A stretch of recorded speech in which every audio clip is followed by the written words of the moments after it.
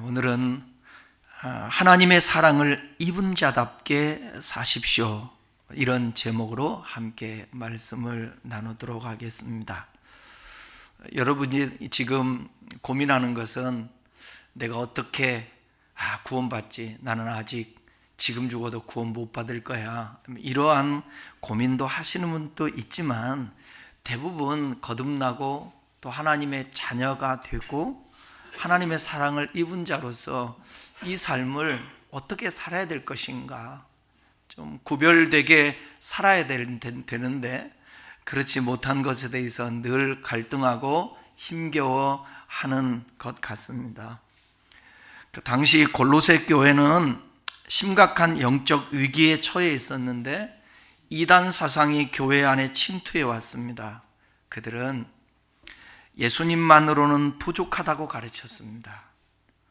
특별히 지식이 있어야 하고 천사도 숭배해야 되고 엄격한 금욕주의를 실천해야 구원받는다고 주장을 했습니다. 또 한쪽에서 유대주의자들은 할례를 받아야 되고 구약의 제사와 율법들을 지켜야 한다고 강조를 합니다. 성도들은 매우 혼란스러웠죠. 당연히 예수를 믿으면서도 마음에 그런 마음이 있었을 거예요. 나는 정말 구원받을 수 있는 것인가? 무엇을 더 해야 하는 걸까? 이런 상황에서 바울은 골로새 교회에게 편지를 보냅니다. 이 편지의 핵심 메시지는 뭐냐면 따라하십시다. 예수 그리스도로 충분하다. 1장과 2장에서 바울은 그리스도의 충족성, 그분으로 충분하다는 거예요. 그리고 예수님은 누구보다도 우월하다고 강조를 하십니다. 그리스도는 만물의 창조주이시며 교회의 머리이시며 십자가를 통해 완전한 구원을 이루신 메시아이십니다. 그리고 이제 3장에 이르러 바울은 그러한 교리적인 말씀에서 이제 삶으로 초점을 옮깁니다. 하나님의 은혜로 구원받고 거듭난 사람, 즉 1절에서 11절에 바울은 위의 것을 찾아라, 땅의 것을 생각하지 말라, 옛사람을 벗어버리고 새사람을 입으라, 그렇게 권면을 합니다. 분노, 악의, 거짓말, 음란 같은 옛사람의 행실을 벗어버리라고 말씀하고 있습니다. 왜냐하면 그리스도 안에 있으면 새로운 피조물이고 이전 것은 지나갔고 보라 새 것이 되었으니까 우리는 새 사람을 입어야 된다라는 거죠. 이어서 12절에서 그러므로라는 접속사로 시작합니다. 여기 그러므로는 매우 중요한데 이것은 앞의 내용에 대한 결론이자 그 말씀에 대해 실천할 것을 명령한 내용입니다. 그러니까 오늘은 골로새서의 앞부분에 나오는 교리적인 얘기를 하려고 하는 것이 아니라 우리의 삶을 얘기하려고 하는 것입니다. 우리가 그리스도 안에서 죽고 우리가 다시 살았다고 성경은 말합니다. 우리가 정말로 하나님의 택하심을 받은 거룩하고 사랑받은 자들이라면 이제 그에 합당한 삶을 살아야 한다는 것입니다. 신분이 바뀌었으니 성품도 바뀌어야 돼요. 그것을 바울은 성품의 옷으로 표현하고 있는데 하나님의 자녀가 되어 있으니까 하나님의 성품의 옷을 입어야 한다라는 거예요. 오늘 우리는 이 말씀을 통해서 하나님의 사랑을 입은 자답게 어떻게 살아야 할 것인지 또 어떤 성품의 옷을 입어야 할지 함께 살펴보도록 하겠습니다. 12절에 보면 긍휼과 자비와 겸손과 온유와 오래 참음을 입으라고 합니다. 함께 읽어보겠습니다. 시작. 그러므로 너희는 하나님이 택하사 거룩하고 사랑받은 자처럼 긍휼과 자비와 겸손과 온유와 오래 참음으로 옷 입고. 바울은 먼저 우리의 정체성을 분명히 말합니다. 하나님이 택하사 거룩하고 사랑받은 자. 저와 여러분은 하나님이 택함을 입은 자들입니다. 주께서 불러주시지 않으면 이 자리에 올 자가 없습니다. 그리고 거룩하고 사랑을 받은 자입니다. 이것이 우리의 진짜 모습. 세상이 우리를 뭐라 하든지, 우리 자신이 스스로를 어떻게 생각하든지 하나님께서는 우리를 부르셨다는 사실이에요. 그 부르심을 입은 하나님의 사람, 자녀가 되었다라는 것입니다. 그것이 우리의 정체성입니다. 많은 사람들이 우울과 불안에 시달리는 이유는 자신의 정체성에 혼란이 있기 때문에 그렇습니다. 나는 누구인가? 나는 가치 있는 존재인가? 이 질문에 답을 찾지 못할 때 사람들은 방황합니다. 그러나 성경은 분명히 말합니다. 당신은 하나님의 택한 자라고, 당신은 거룩한 자라고, 당신은 사랑받은 자라고, 이것이 우리의 정체성입니다. 그럴 때 당당할 수 있습니다. 저는 예수 믿고 나서 정말 누구 앞에서도 초라하지 않게, 당당하게, 기죽지 않고 살았던 것 같습니다. 오히려 강자에게 더 강하고 약자에게 더 약하고 배려하는 그런 마음들. 뭐 때문에 그러겠어요? 정체성 때문에 그랬죠. 컴플렉스도 많았고 소심했고, 그런 저가 하나님 앞에 택함을 입고 하나님이 인정해 주는 거룩한 자가 되었고 하나님 앞에 사랑받고 있다라는 그 사실에 당당할 수 있었습니다. 이 정체성이 확고할 때 우리는 비로소 그에 합당한 옷을 입을 수 있게 되는 것입니다. 바울은 우리의 성품을 옷에 비유했다고 그랬잖아요. 이 심리학에서도 옷은 나의 정체성을 외부로 표현하는 수단이자 내 행동을 규정하는 틀이라고 얘기했습니다. 제복을 입으면 그 역할에 맞는 행동을 하게 되듯, 성도는 매일 아침 하나님의 사랑이라는 거울 앞에서 성품의 옷을 입어야 합니다. 바울이 5가지의 옷을 입으라고 하는데 오늘 거기에 대해서도 한 가지씩 먼저 살펴보겠습니다. 첫째는 하나님의 사랑의 옷을 입은 사람들은 긍휼한 마음을 가져야 된다는 것입니다. 긍휼은 다른 사람의 고통을 내 것처럼 느끼는 마음입니다. 예수님이 우리를 그렇게 하셨습니다. 긍휼이라는 단어는 스플랑크 니조마이라는 단어인데 이것은 내장, 창자를 의미하는 단어에서 왔습니다. 다시 말해서 다른 사람의 고통을 보았을 때 내 배가 뒤틀리는 것 같은 깊은 감정적 반응, 단순히 머리로 이해하는 동정이 아니라 온 존재로 느끼는 아픔, 마치 자기 자식이 아파서 부모의 마음이 너무 고통스러울 때, 우리 아들이 기도 모임에 갔다가 그때가 서너 살 됐었던가, 기도 모임에 갔다가 문을 여는데 키가 적으니까 철문에 여기 뒤에가, 지금도 여기가 땜빵이 있어요. 철문에 탁 부딪힌 거예요. 그래서 쫙 찢어졌어요. 바로 응급실로 데리고 갔죠. 응급실로 데려가서 마취를도 하는지 뭐 하는지 하는데 이 꺼매는데 나하고 눈동자가 마주쳤어요. 그때 눈물이 그냥 풍 쏟아지더라고. 얼마나 이 마음이 아픈지. 내가 대신 하면 좋을 텐데.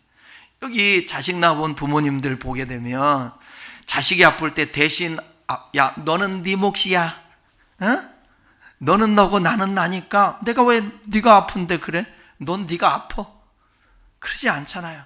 자식이 아프면 밤새도록 그 자식 언제 열이 떨어질까 이렇게 보는 게 그게 부모의 마음 아니겠습니까? 바로 긍휼이라는 게 그런 마음이라는 것입니다. 누가복음 15장 20절에 보시면 탕자의 묘에서 아버지가 이 돌아오는 탕자의 아들을 보았을 때 그를 보고 측은히 여겨 달려가서 목을 안고 입을 맞췄다, 그렇게 나옵니다. 여기서 측은히 여겨, 이 단어가 스플랑크 니조마이, 긍휼입니다. 아버지는 아들의 누추한 모습을 보고도 달려갔습니다. 이것이 긍휼입니다. 심리학에서는 공감 능력이 높은 사람들이 더 건강하고 행복한 삶을 산다는 것을 발견했습니다. 그런데 놀라운 것은 공감 능력은 타고난 것이 아니라 훈련을 통해서 개발될 수 있다는 것입니다. 그러니까 긍휼은 훈련입니다. 선택입니다. 다른 사람의 고통에 마음을 여는 것은 우리의 의지적인 결단입니다. 한 의사 선생님 이야기입니다. 그 의사는 어느 날 응급실에서 일하고 있는데 교통사고 환자를 보게 되었습니다. 그 환자는 술에 취해서 운전하다가 사고낸 사람이었습니다. 의사는 순간 화가 났죠. 또 음주운전이구나. 이런 사람들 때문에 얼마나 많은 사람들이, 무고한 사람들이 죽기도 하고 평생 불구로 살기도 하고 삶을 송두리째 빼앗아가 버려요. 한숨이 나왔습니다. 그런데 환자의 주머니에서 이게 급하게 오다 보니까 위에 올라와서 옷도 갈아입지 못하고, 그런데 밑에서 사진 하나가 떨어져 있는 거예요. 그 음주 운전자, 지금 환자예요. 그때 가족 사진이 연인 그 사진을 보게 됐는데 순간 의사는 마음에 혼란이 생겼습니다. 그 가족 사진을 보니까 두 아이와 함께 사진을 찍은 그 사진이에요. 이 사람도 누군가의 아버지구나. 이 아이들이 아버지를 잃으면 어떻게 될까? 분노가 긍휼로 바뀌게 되었습니다. 의사는 최선을 다해서 그 환자를 살렸습니다. 누구의 마음이었을까? 바로 그 아이들이 부모를 향한 그 마음, 그 긍휼한 마음이 이 안에 생겼던 것입니다. 긍휼은 판단하기 전에 이해하려는 마음입니다. 우리 다 같이 한번 고백 한번 해보십시다.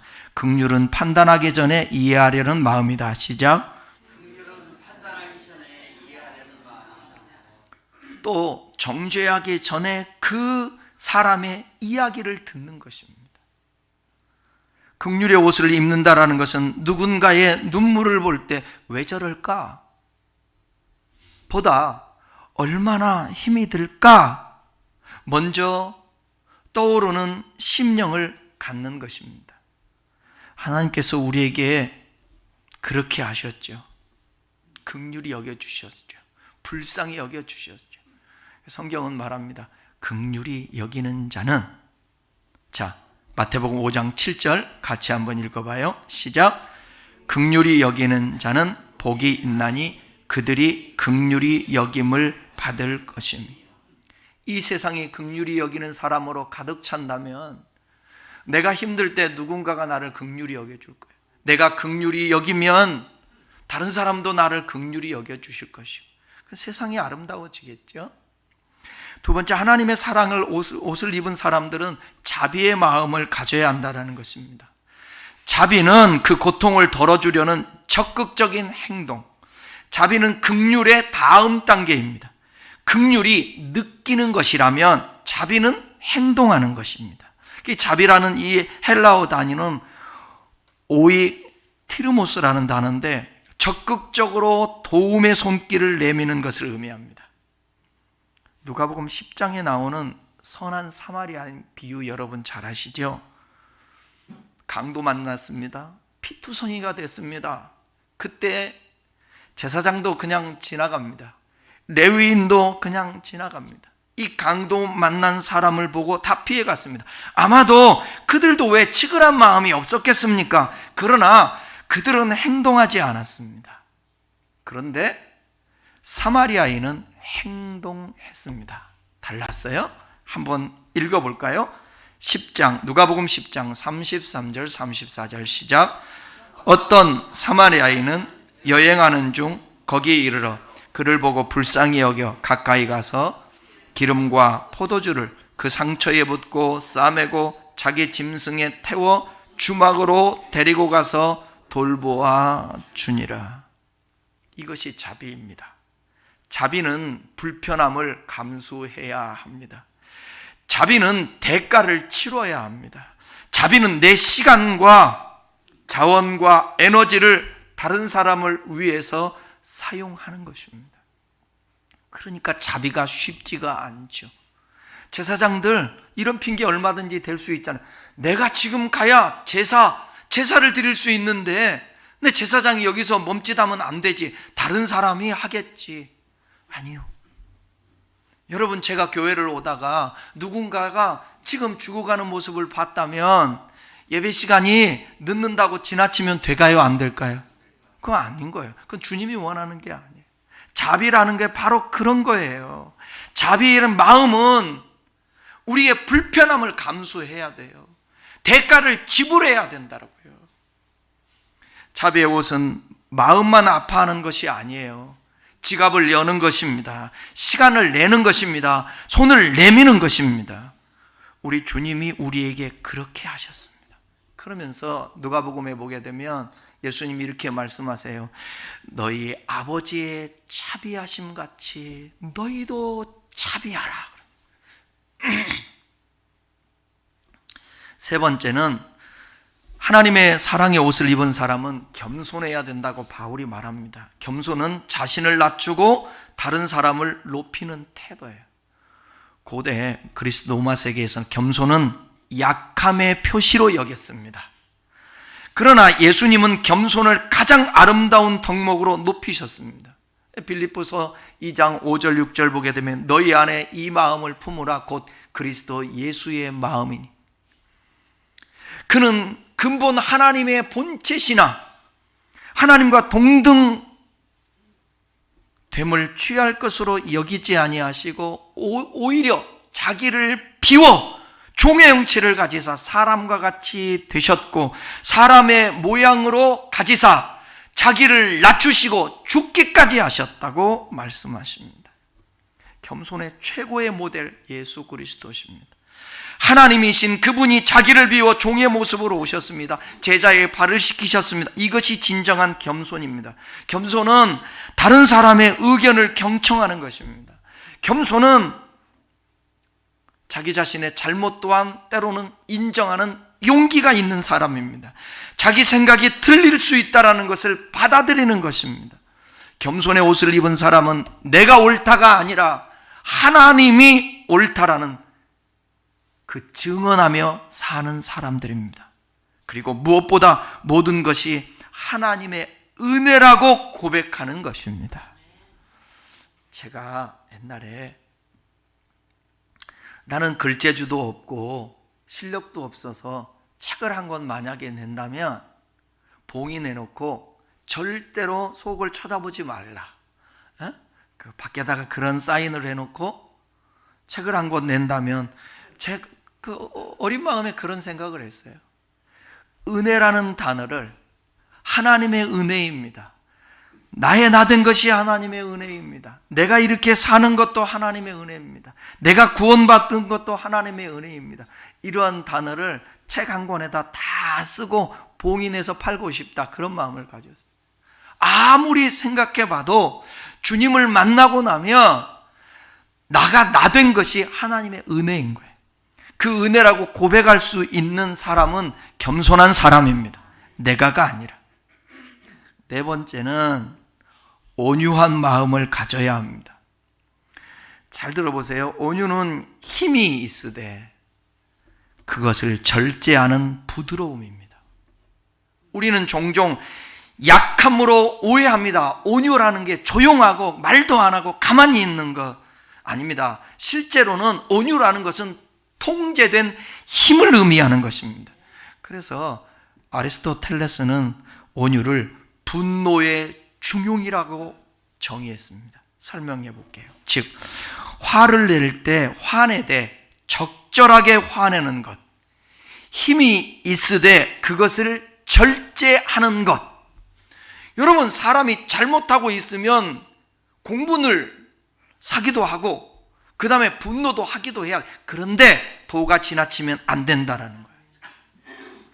내가 가지고 있는 힘을 가지고 다른 사람을 억제하고 짓눌리고 복종시킬 수도 있는데 그것을 절제하는 것입니다. 이것이 온유입니다. 예수님이 온유하신 분이신데 그분이 십자가에 매달릴 때 주변에 있는 사람들이 난리 칩니다. 침을 뱉고 채찍으로 때리고 또 한쪽에서는 당신이 하나님의 아들이면 저 12영이나 진영이나 큰 군대들을 동원해가지고 천사들을 동원해서 저 나쁜 무리들을 물리치면 되지 않습니까?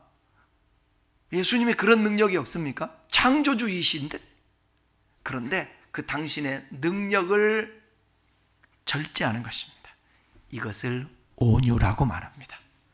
능력이 있는데 그 능력 가지고 악을 행하지 않습니다. 다른 사람을 괴롭히지 않습니다. 군림하려고 하지 않습니다. 그 능력을 자제하는 것입니다. 돈이 있는데 돈으로 잘난 체 하려고 하는 것이 아닙니다. 그 돈을 자제합니다. 그리고 자비와 긍휼의 마음을 가지고 호주머니를 털어 가난한 자, 힘든 자, 어려운 자, 주님의 나라를 위해서 헌신하는 것입니다. 그게 진정한 온유한 자입니다. 마태복음 11장 29절에서 수고하고 무거운 짐자를 다 내게로 와 내가 너희를 쉬게 하리라 하면서 뭐라고 말씀하시죠? 나는 마음이 온유하고 겸손하니. 예수님의 마음이 온유하대요. 겸손하대요. 여러분, 우리를 주님의 직관적인 눈으로 그분의 능력으로 우리를 보면 어떤 마음이 있겠습니까? 죄의 삭은 사망인데, 죄는 하나님과 우리 사이를 내게 돼 있는데 온유한 마음이 없으면 우리를 심판하실 거예요. 근데 우리 주님이 온유하시기에 심판하지 않습니다. 저와 여러분도 마찬가지. 누군가를 정죄하고 누군가를 판단하고 누군가를 힘으로 짓누르고, 아니요, 온유한 마음이 있는 사람은 그러면 안 된다는 것입니다. 온유는 부드러움입니다. 그러나 약함은 아닙니다. 온유는 상대방을 존중하는 강함입니다. 자신의 권리를 주장할 수 있지만 관계를 위해서 양보하는 것입니다. 나는 예수 믿는 사람들이 이러한 말씀의 옷을 입고 높은 곳에 있었으면 좋겠어요. 대통령도 되고 어디 직장에서도 사장도 되고 부장도 되고 여러분이 처해 있는 그 직장에서 높은 자리에 있었으면 좋겠어요. 여러분 지금 당하고 있지 않습니까?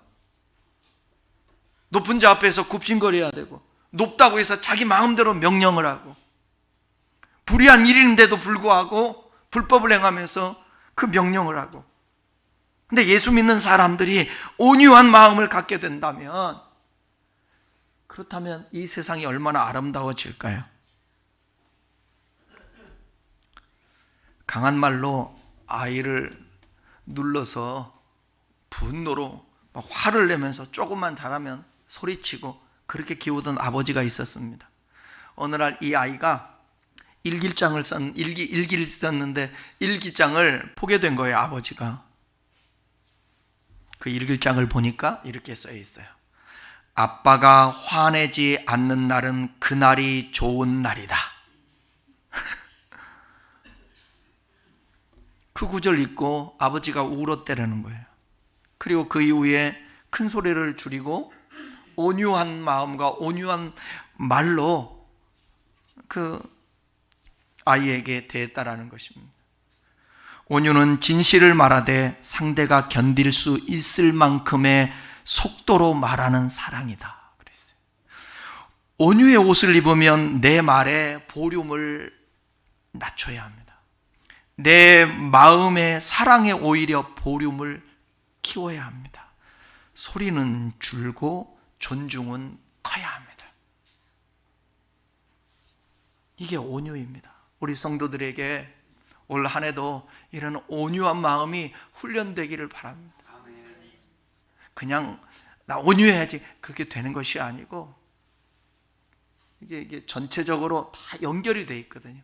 그러니까 매일매일마다 하나님 앞에 내 자신의 마음을 토하고 그 말씀을 묵상하고 하나님 앞에 기도하고, 그럴 때 이게 가능해지는 거죠. 다섯 번째, 하나님의 사랑의 옷을 입은 사람은 오래 참습니다. 오래 참음은 쉽게 화내지 않고 끝까지 기다려주는 인내입니다. 이 단어 마크로 수미아라는 단어인데, 마크로는 길다라는 뜻이고 수미아는 분노나 감정을 의미하는 것입니다. 그러니까 화를 내기까지 시간이 오래 걸리는 것, 쉽게 포기하지 않고 끝까지 견디는 것. 화를 내는데 여러분, 시간이 걸려요. 시간이. 참으라는 거죠.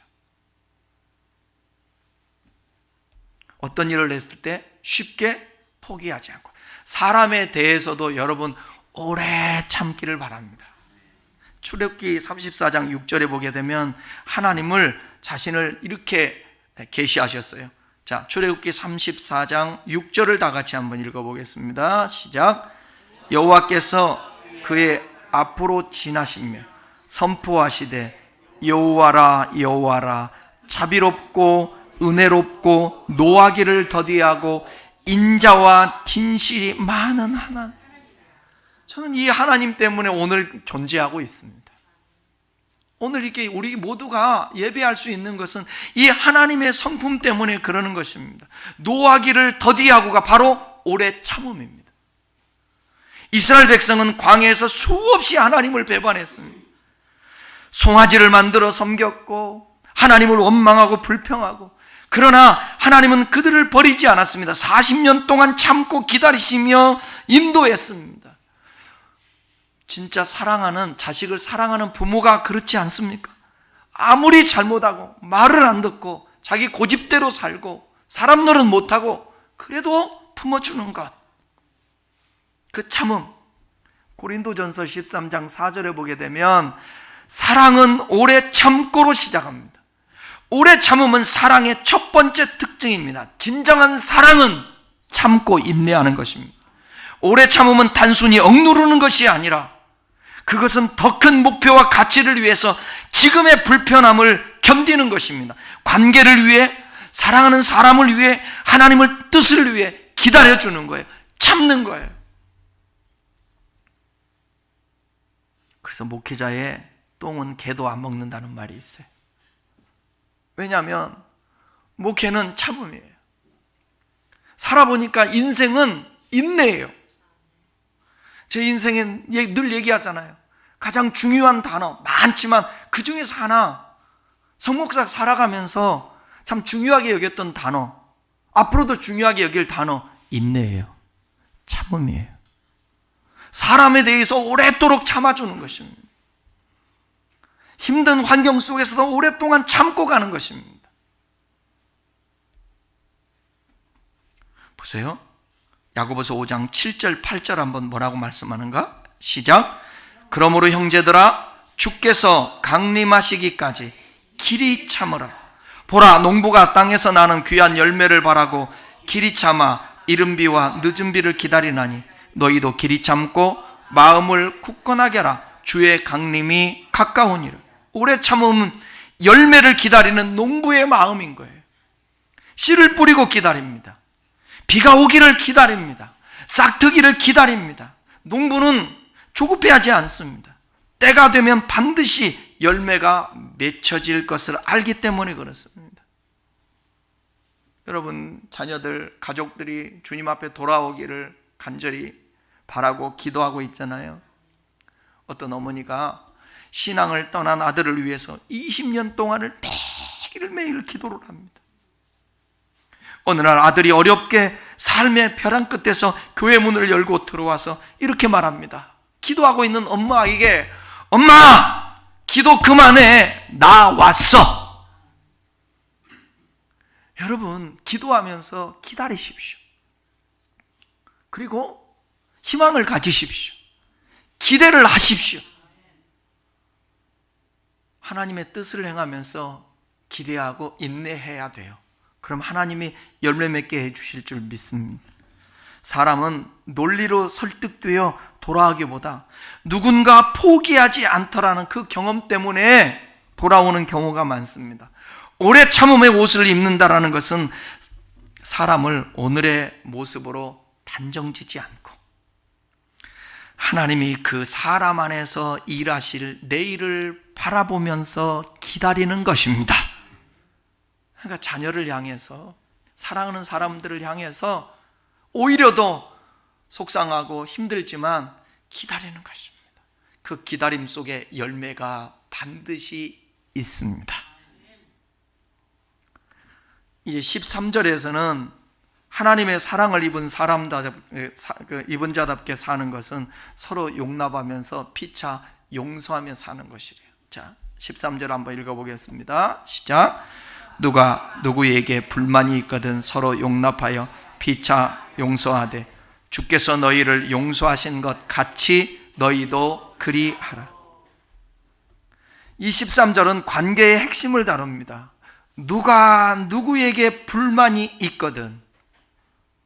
바울은 매우 현실적이죠. 사람들이 부대끼면서 모여 사는 곳에는 반드시 불만이 생깁니다. 갈등이 있습니다. 상처가 있습니다. 이것은 피할 수 없는 현실입니다. 가정이라는 공동체 안에서도 불만이 있는데, 갈등이 있는데, 거기서 또 상처를 받는데, 바울은 두 가지 말을 해요. 그런 관계 속에서 용납하라. 그리고 용서하라. 용납은요, 상대방의 다름을 인정하는 것입니다. 나와 다른 성격, 다른 생각, 다른 습관을 가지고 있는 그 사람을 그대로 받아들이는 거예요. 속 터지죠? 속 터지죠. 우리는 흔히 다른 사람을 나의 기준으로 재단하려고 합니다. 왜 저 사람은 나처럼 하지 않을까? 왜 저렇게 행동할까? 그러나 하나님은 우리 각자를 서로 다르게 창조했습니다. 그 다름은 결점이 아니라 하나님의 창조적 다양성입니다.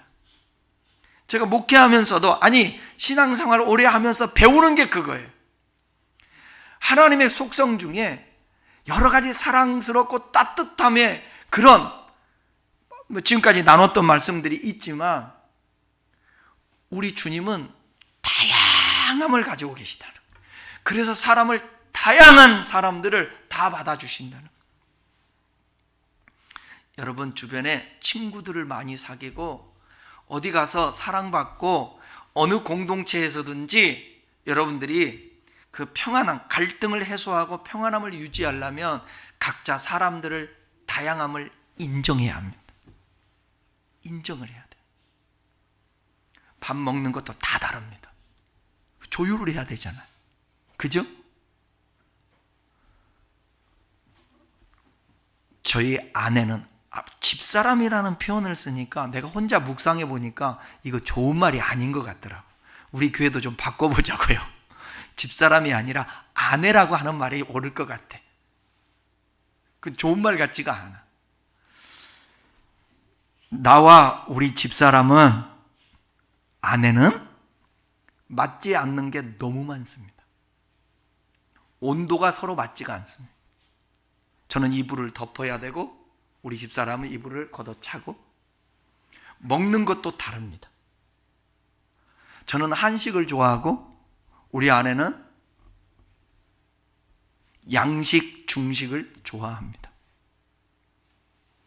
며칠 전에 목사님들 세 가정이 식사를 하는데 밥을 먹을 걸 골라야 되는 거예요. 선택, 결정 장애들이 있어.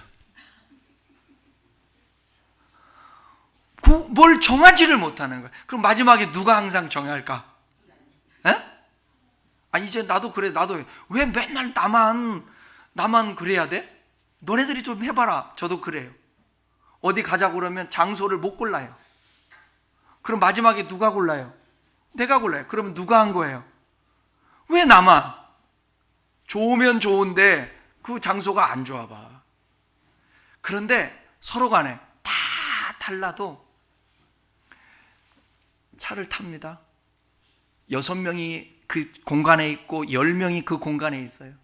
어떤 사람은 에어컨을 틀면 추워서 못 견뎌. 근데 어떤 사람은 다 벗어야 되는 거야. 다 달라요. 그래서 서로 함께 조율을 해야 돼. 교회 예배당도 마찬가지예요. 여러분, 교회당에 예배당에 오면 더운 사람들은 옷을 벗고, 추운 사람들은 옷을 하나 더 갖고 와서 입어야 돼. 다 다양해요. 사람들이 다양하게 살아요. 그걸 하나님은 이 창조적 다양성을 인정해 주는 것입니다. 그러니까 용납해 주라는 거예요. 이해해 주라는 거예요. 그래야 다툼이 없어요. 싸움이 없다라는 것입니다. 여러분 좀 용납하는 훈련을 하십시다. 나와 다른 생각이 있고 나와 다른 어떤 그 패턴과 습관들이 있어도 좀 받아들일 수 있는, 왜 저래가 아니라 그럴 수도 있지. 다음은 용서입니다. 용서하라고 그러잖아요. 용서는 용납에서 한 걸음 더 나가는 거예요. 상대방이 나에게 저지른 잘못을 내가 그 빚에서 풀어주는 것입니다. 네가 나에게 빚진 것을 내가 탕감해 줄게, 이 선언이에요. 이게 바로 용서예요. 우리 주님이 그렇게 용서했다라는 거 아닙니까? 우리에게. 그런데 바울은 여기서 멈추지 않죠. 주께서 너희를 용서하신 것 같이 너희도 그리하라. 이것이 핵심이에요. 우리가 용서할 수 있는 이유는 우리가 먼저 용서받았기 때문이에요. 여러분들이 아직도 용서하지 못하는 사람이 있습니까? 제가 설교를 준비하면서 묵상을 하는데 나 자신을 위해서도, 여러분 자신들을 위해서도 용서해야 돼요. 용서하지 않고 품고 있으면 이거 불편해서 못 삽니다.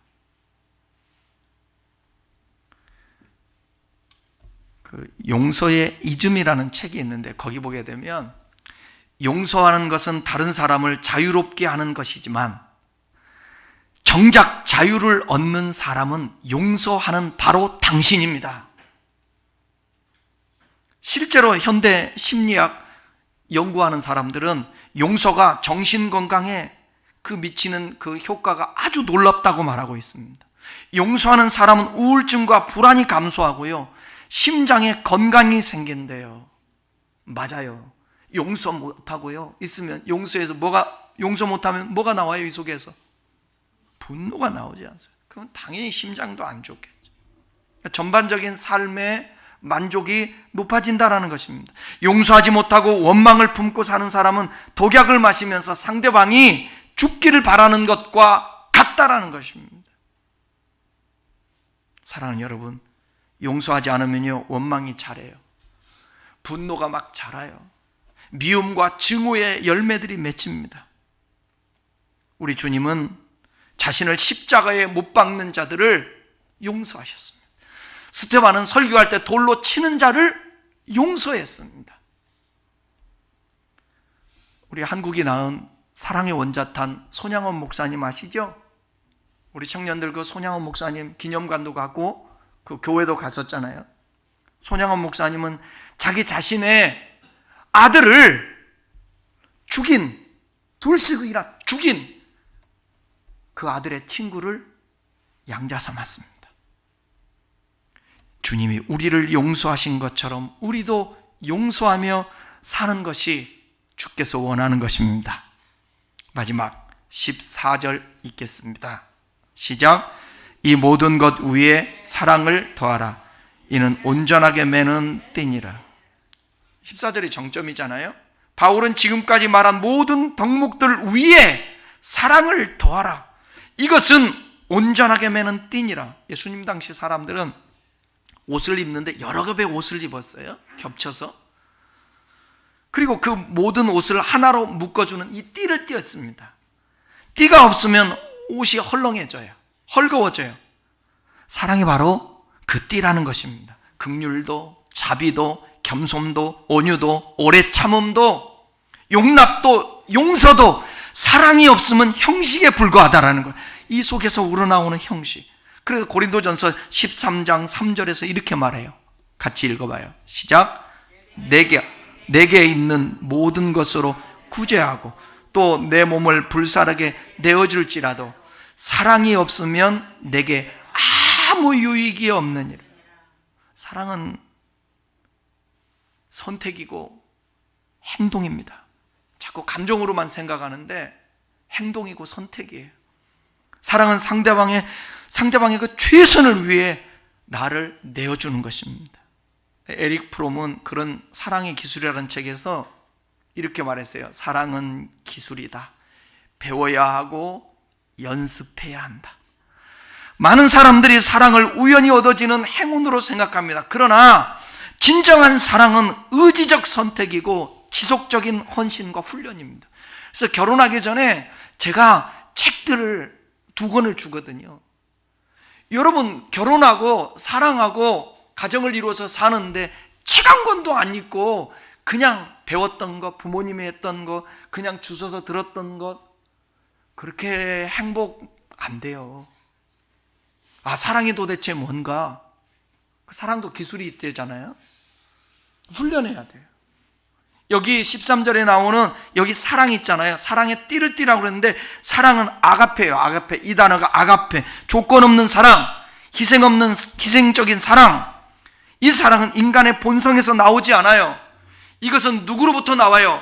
하나님으로부터 나와요. 그래서 요한일서 4장 19절에 우리가 사랑하면 그가 먼저 우리를 사랑함이라, 이렇게 나고 있어요. 나병환자촌에서 선교하고 있는 선교사님이 평생 헌신하고 살았는데, 사람들이 물었어요. 어떻게 그렇게 하실 수 있냐고. 무엇이 당신을 그렇게 나병 환자를 손도 만지고 케어해주며 그렇게 할 수 있냐고. 선교사님이 이렇게 말했습니다. 저는 예수님을 닮고 싶습니다. 예수님이 여러분 나병 환자를 만지셨잖아요. 모두가 피하던 그 사람들을 안으셨습니다. 예수님이. 저도 예수님처럼 살고 싶습니다. 그러니 그 마음을, 사랑의 마음을 안 주겠습니까? 하나님의 사랑의 마음을 주죠. 예수님은 우리를 죽기까지 사랑하셨습니다. 우리도 그 사랑을 입은 자답게 사랑을 해야 되는, 그러려면 주님 앞에 평상시에도 우리 하나님의 사랑이 성령으로 부음바 돼요. 그러니까 성령이 충만하게 되면 사랑 또한 가능해요. 훈련도 아는 것도 필요하지만 거기에 성령이 우리를 주장하게 해달라고. 하나님, 저는 도저히 사랑할 수 없습니다. 이론적으로는 알겠습니다. 사랑할 수 없습니다. 사랑할 수 있는 마음을 주시옵소서. 말씀을 마치겠습니다. 오늘은 하나님의 사랑을 입은 자로서 어떻게 살아야 될 것인지 우리 함께 살펴봤는데, 하나님의 택하신 거룩하고 사랑받은 자로서 우리가 오늘 부르심을 받았습니다. 이것이 우리의 정체성입니다. 그렇다면 그 정체성 위에 우리 함께 긍휼과 자비와 겸손과 온유와 오래 참음과 서로 용납함과 용서하며 살 수 있는 저와 여러분이 되십시다.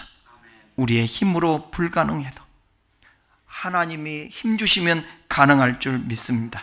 요한일서 4장 11절 한번 읽어보겠습니다. 시작. 사랑하는 자들아, 하나님이 이같이 우리를 사랑하였은즉 우리도 서로 사랑하는 것이 마땅하다. 한 번만 더 읽겠습니다. 시작. 사랑하는 자들아, 하나님이 이같이 우리를 사랑하였은즉 우리도 서로 사랑하는 것이 마땅하다. 앞뒤 옆 사람에게 인사하십시오. 제가 주님의 이름으로 진짜 사랑합니다. 시작. 어디 소미자매는 왜 아빠한테 사랑한다고 안 하냐? 다시 서로들 인사하십시다. 사랑합니다. 시작. 사랑이라는 것은 말로만 되는 게 아니에요. 지금 아빠를 주먹으로 탁 때리잖아요. 이게 사랑이에요. 이게 사랑인 거예요. 어떻게 아빠를 그렇게 할 수 있어요? 우리 잘할 때는 그렇게 할 수가 없었어요.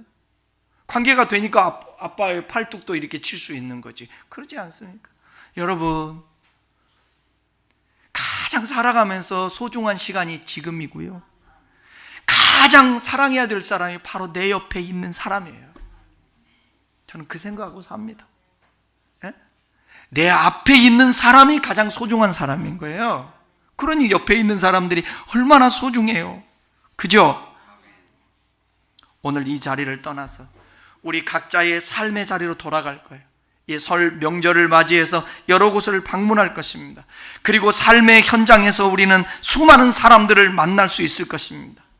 그리고 갈등을 경험할 것입니다. 상처를 받을 것입니다. 화가 날 것입니다. 그때 바로 오늘 말씀을 기억할 수 있기를 주님의 이름으로 축원합니다. 이것이 예수 믿는 자의 삶입니다. 다 같이 기도하겠습니다.